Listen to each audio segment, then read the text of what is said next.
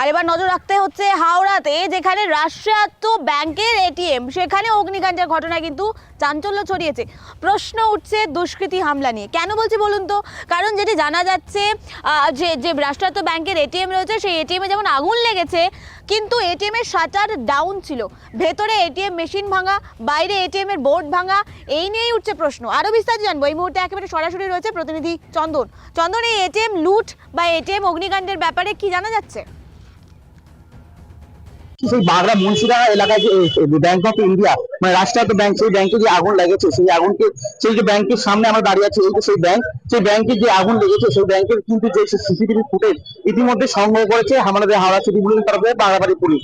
এবং সেই যে পুলিশের যে টহলদারি, আমরা তো প্রথমে দেখানোর চেষ্টা করবো যে পুলিশের যে দেখছো এলাকায় পরিদর্শন করছেন এবং উচ্চ পদস্থ আধিকারিকরা রয়েছে, সেই ইতিমধ্যেই তারা কিন্তু এলাকার যে সিসিটিভি ফুটেজ সেই সংগ্রহ করেছে। এবং যে এই যে বন্ধ এটিএম ঘরে কিভাবে আগুন লাগলো তা কিন্তু ইতিমধ্যেই কিন্তু রহস্যজনক বলে মনে করছে পুলিশ।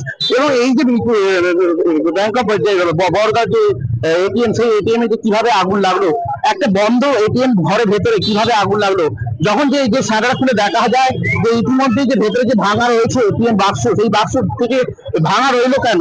তাহলে কি চুরি করার পরে কি আগুন ধরানো হয়েছে? ইতিমধ্যে কিন্তু সেই রহস্য ভাবছে। ইতিমধ্যে তদন্ত শুরু করেছে উচ্চপদস্থ আধিকারিক সহ এলাকার সমস্ত সিসিটিভি ফুটেজ সংগ্রহ করেছে এবং তার তরফ থেকে যে তদন্ত শুরু করবে বাগড়া ফাঁড়ি পুলিশ। হাওড়া থেকে চন্দন পল্লী রিপোর্ট, কেটিভি বাংলা। আমার কাছে একদম ভোরের বেলা একটা ফোন আসে, যেরকম দোকানে আগুন লেগে গেছে। দোকানে আগুন লেগে গেছে, আমি আর অত ভোরবেলা যাইনি। আমি সকালবেলা বাজারে যাওয়ার সময় আমি গিয়ে দেখি যে হ্যাঁ, একটা জটলা হয়ে রয়েছে, আগুন লেগেছে। ওটা কিসের দোকান?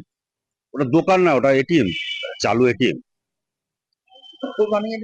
হ্যাঁ, রানিং এটিএম।